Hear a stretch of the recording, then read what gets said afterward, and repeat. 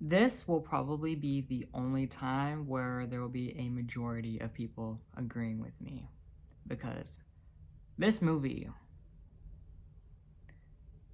there's a lot to get into. Hello, let's get into the video. So, I have not really made a proper introduction on this channel, so hi, I'm Joshua. I am going to be reviewing Disney's Mulan live action in 2020 film. Yes, I did pay $30 to watch this movie. I watched it again yesterday just so I can have like a clear mind of what I'm going to talk about. So, I am quite prepared for this. So if you're not willing or you don't want to hear any spoilers of the movie, I'm sorry, this is going to have a lot of spoilers for the movie. Sorry. But yeah. So with this review, I'm going to be talking about the similarities and differences between the live action Mulan and then the cartoon Mulan. And then also listing all the controversies about this film, because there is a lot. And yeah, there's like a lot to get into, so let's just get into it. I do think that the live action Mulan stayed pretty, or I guess the basic core of the live action Mulan was pretty on point with the tale and then also the cartoon. That is a positive for this film. However, okay, I wrote down a whole lot, so please don't mind me. But anyway, okay, actually before I read the similarities and differences, disclaimer. All the views expressed by me are not exactly representative of Disney or all the people that worked on this film. This is just an opinionated commentary video. Here's the thing. With the live action Mulan, if you don't know by now, the live action is not exactly like the cartoon version. There's a lot of tiny details that are not exactly alike. So, the number one similarity, Mulan is not like other girls. She's different. Basically what I'm saying, she is quirky. She's weird. Basically doing a whole bunch of stuff that would not be viewed as feminine, or I guess like what girls like to do. I don't know. But yeah, she's rambunctious. You know what? That's a good word. Rambunctious. That's what she is. The relationship between the father and the daughter is very prominent, very significant in both the live action and the cartoon. It's a very important piece to Mulan's story. The leader of the Huns, or like the antagonist, what was that? Shere Khan? No. Was that the Jungle Book? What was his name in the Mulan cartoon? The villain, like leader of the Huns. Girl. I don't know. I don't remember. Let's not go there. But anyway, so the leader of the Huns, his name is Bori Khan. So I do know that's not the exact name of the leader of the Huns in the cartoon. But yeah, the antagonist, the leader of the Huns, is present in both films. The decree/statement set by the emperor requires that every family in China gives one man to serve in the imperial army. That is so true. The matchmaking scene, that's still there. The father is hard-headed, very stubborn, but very honorable. Remember in like the first scene, one of the first scenes in the cartoon where the father puts away his walking cane and he goes to retrieve his invitation to be in the army. Still, he had a bad leg, but he was still willing to make himself look strong and not weak. Oh, this is good. Mulan does not know anything about men. This is literally so true. Of course, it's like more exaggerated and more humorous in the cartoon rather than the live action film. Like, she's very naive and very ignorant. Oh, I would say she's more naive, not ignorant. But she's not very familiar with men and their mannerisms, like how they are, what they talk about. It's very different for her. Yeah. Okay, so those are basically most of the similarities I could pick out. The main ones. I I did not get every single one. But yeah. So with differences in the live action film that is different from the cartoon, Mulan has a sister. The introduction of Shan Lang, I'm not 100% sure I'm saying that right. I should have researched that before. Anyway, yeah, Mulan has a sister. There is a witch character portrayed by Gong Li. The grandmother, Cricket, and Mushu, the ancestors guardian, are not present in the film at all. However, like, it's really weird because like one of the teammates that Hua Jun has in the live action film, his name is Cricket or Cricky. He's saying that he's lucky or whatever. So I guess the Cricket was portrayed as a human. Other than the dragon in the cartoon, the phoenix is a symbol of the Fa family's ancestral guardian. It's not Mushu. It's not a little tiny dragon. It's not that. The phoenix symbolizes safety, like protection, those kind of things. Like it's watching over Mulan. If I remember correctly, there is not an inscription on the family's blade. However, in the live action one, there is the inscription of loyal, brave, and true. That's inscripted on the family's sword. Mulan does not cut her hair. There's no preparation scene as she gets all of her armor and goes off towards the Imperial Army. None of that. That is not included. And also, I have to say, a critique I have, I felt like the live action was very jumpy. Like, the transitions were very not fluid. It was like from one scene and then just like went to another scene. And there wasn't really any connection, I guess. It's very strange. That's like one of the only critiques I have. Don't worry, I have a lot more. There's little to none comic relief, unlike the cartoon. There are some funny-ish moments, but the whole film does not base around it being funny. You know what is very funny about it? The irony in the live action film.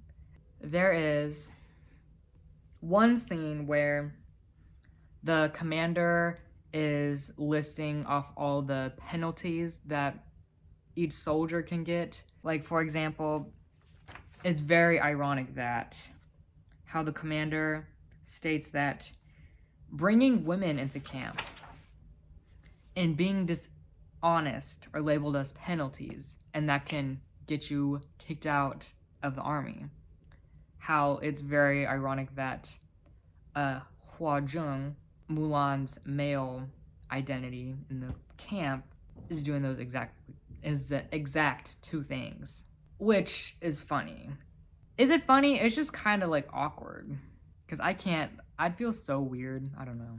Yeah, dishonesty and then then bringing women or talking to women, that's another thing, is labeled as penalties. Yeah, that's really ironic. Also, a lot of the fighting scenes in the movie, it reminded me so much of like old Chinese or like Asian martial art movies. A lot of the fighting scenes are very exaggerative and stylized and kind of unrealistic, but then unrealistic, like it's a movie, of course it's going to be unrealistic. But it's really it's like very reminiscent of like those types of movies, like those more old martial art movie like Bruce Lee or Jackie Chan, those kind of moves, you know? General Shang is not included. However, there's a General Shang character that there's somewhat romantic involvement with Mulan and this guy. I don't remember what his name is, but you know, I don't like romance in movies unless that is the entire premise of the film. But like, I just feel like it's so unnecessary to have romance. Like, I don't really like those movies personally, so nothing came out of that. But why am I saying this? I don't know. Oh, you know what? Okay, you know what? I do appreciate this one moment in the live action film. So Bori Khan's motive, or the villain in the live action film. His motive is very clear as to why he wants to kill the emperor, because 1, the emperor took most of his land, and 2, the emperor killed his father, which I felt like that motive was not very present in the cartoon. It just like really wasn't clear on like why the villain in the cartoon was trying to invade China. At least I didn't pick that up, but I feel like that gave me like a clearer understanding of the villain's motive, which I feel like is very crucial to the plot of the story. So I appreciate that one detail included in the live action film. So that's a good thing. And another difference that I really liked in the live action film. So, you know the scene in the cartoon where Ping in the cartoon is injured, and then there is that scene where she is exposed as being a woman, and the chancellor in the cartoon just totally goes off, say, this is a woman lying about your identity, you out. In the cartoon, that's very different. So that was something I really admired in that scene where she takes accountability. Wait, actually, let me go back. So, you know in that scene where Ping is exposed for being a woman and then she becomes Mulan, and then it's like another person that exposes her true identity? In the film, which like the 2020 version, she comes down from the mountain, but she has not been injured or anything. And then she like presents herself in front of the commander and says, "I'm Mulan, please forgive me. I'm not Hua Jun," which is her name, the name that she came up with for her male identity in the 2020 film. But yeah. So I really like how she exposes herself and like takes accountability, saying that I messed up, please forgive me, I was pretending to be someone else. Yeah, it was kind of like really, I can't even really imagine myself being in that position because that's tough to be in. Yeah, but I really like how she was able to do that herself. That was good. Also, another moment in the film that I really like was when when Hua Jun and the witch Xin Lang, which I'm like now I know how to pronounce it. Yeah, Xin Lang the witch, and she immediately knows that this is not a man. This is Mulan. This is a woman. And Xin Lang continues to ask her, "Who are you?" And Hua Jun says, "I'm Hua Jun, the soldier in the Imperial Army." And Xin Lang saw right through that. She's like, "I can see you being deceitful. You will die trying to be someone else." And then after that whole encounter with that enters the turning point of the film, where Mulan is like, you know what? Why am I pretending to be someone else? I should just be me. Mulan. Not a man. And that moment when she like looks into the sword and like sees the inscription, loyal, brave, and true, and she's like, and she realizes, I have been loyal, I have been brave, but I have not been true. Which I've never really understood the phrase, be true to yourself. I have no idea what that means. But in that context, that phrase does make sense. I don't know what be true to yourself in like any other context would mean. That doesn't make any sense. Yeah. And then she like rides off and like takes off her armor, lets her hair down, and she finna save some soldiers. Okay. Yeah. Let's see. Oh yeah, another thing in the film where I'm gonna make this quite quick, but yeah. Xin Lang and Mulan have a common issue, or something that they both have in common, which is what Xin Lang uses to try and let Mulan join the dark side. They both have experienced other people / men not understand them or fear them because they are too powerful. And she tries to use this silver lining as a way to try and persuade her into joining forces. But Mulan prevails and realizes her values. You know what? I know what you're trying to do. I'm not going to do that. I'm going to protect my country and protect the emperor. I'm not going to join you, witch. See, that is a very good quality. All right, one last thing that I need to mention before we get into the controversies.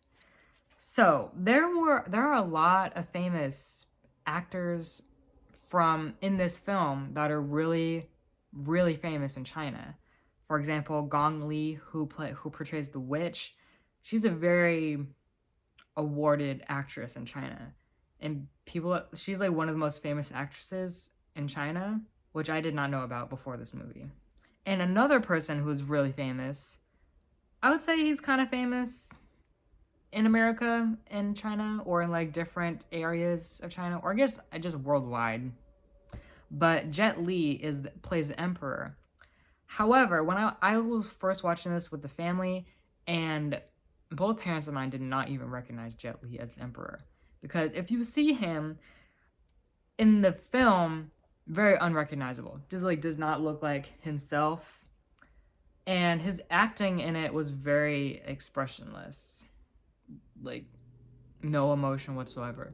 It was probably because he had 100 layers of makeup on, and like all of that was like holding his face down, and he could not have his facial muscles move.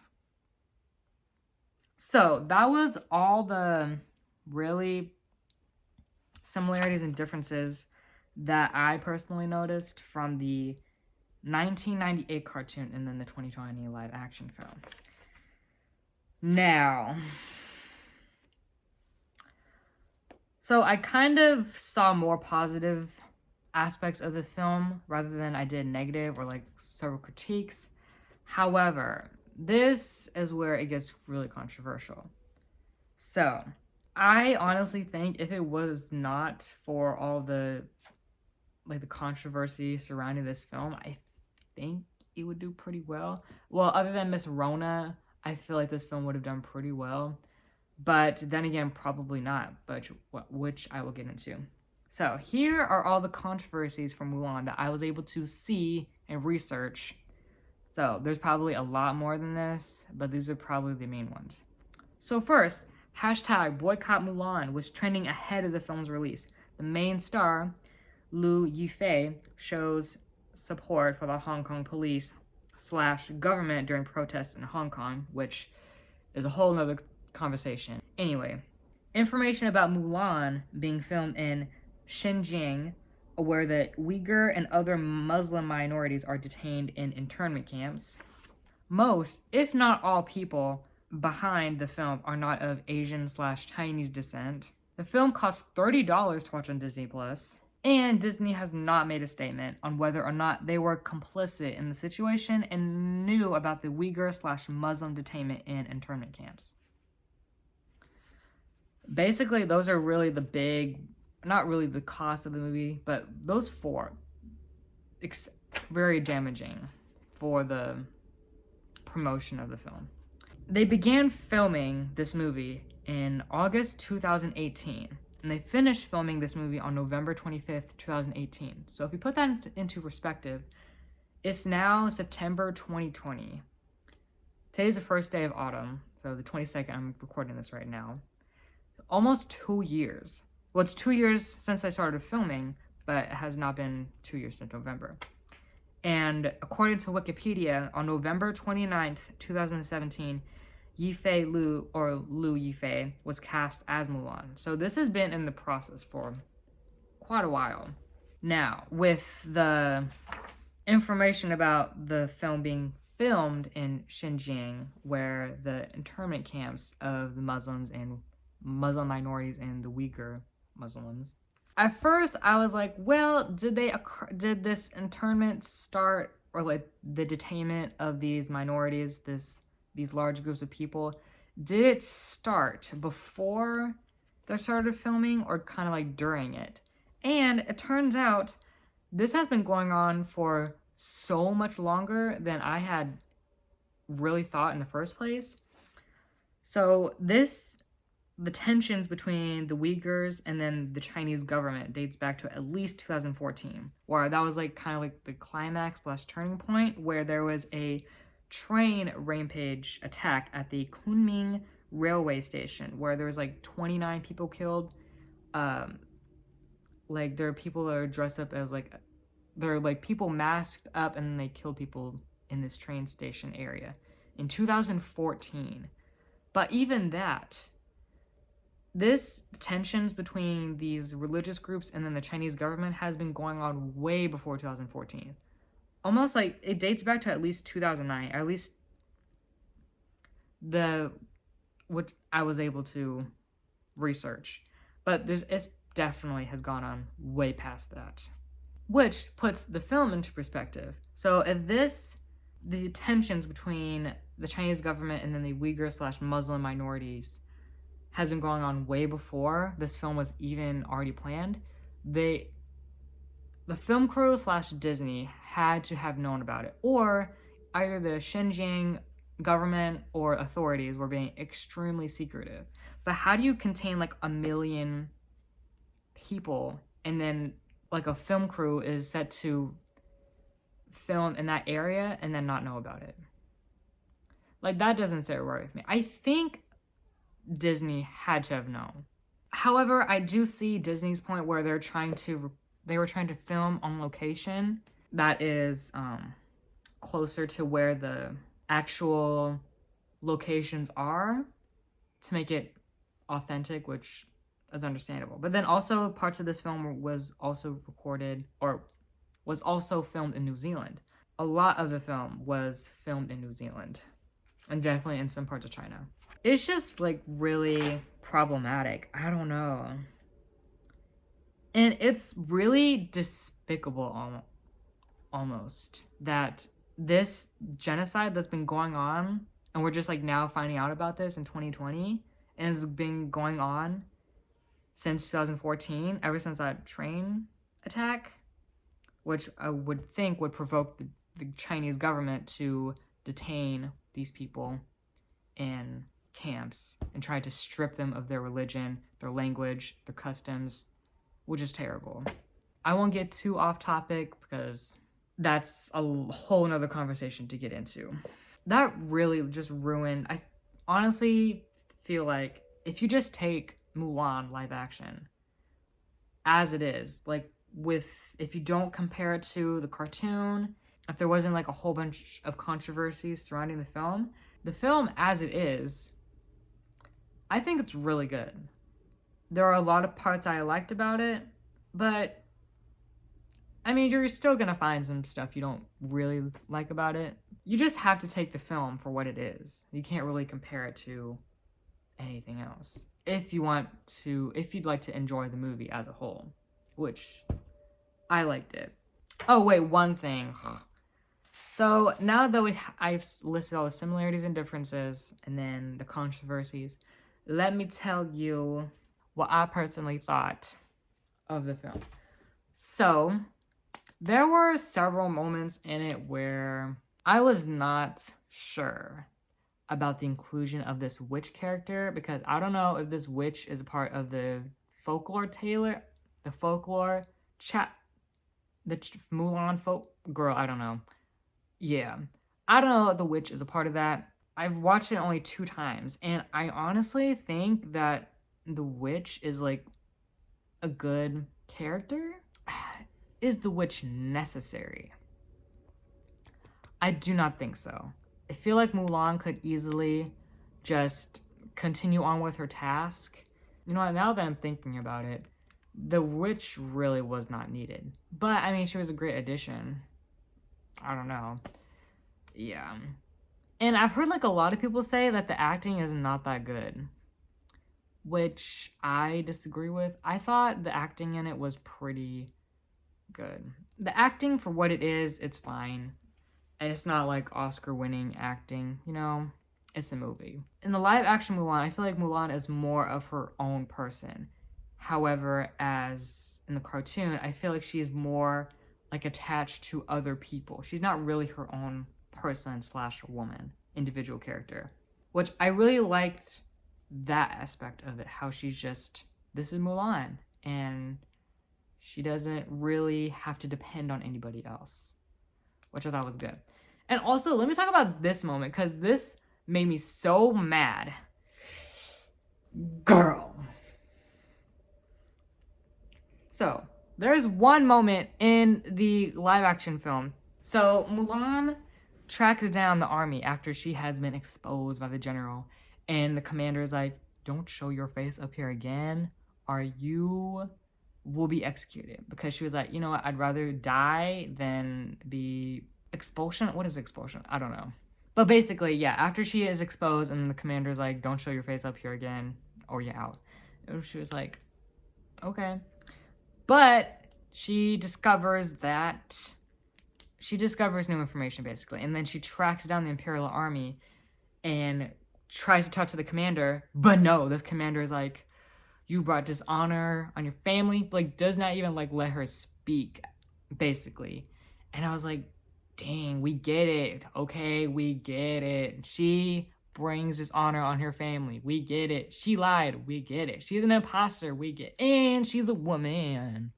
We get it. Okay, you don't have to keep rubbing it into her face. Let her breathe, sir.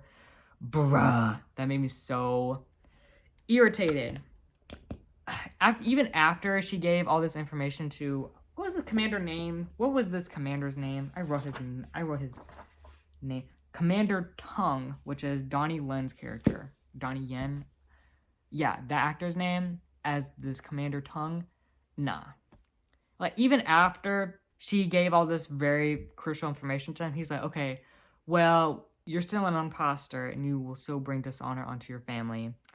But I guess we can hear you out. Like, can you shut up? Dang. Yeah. Would not let a woman breathe out in these streets. For real.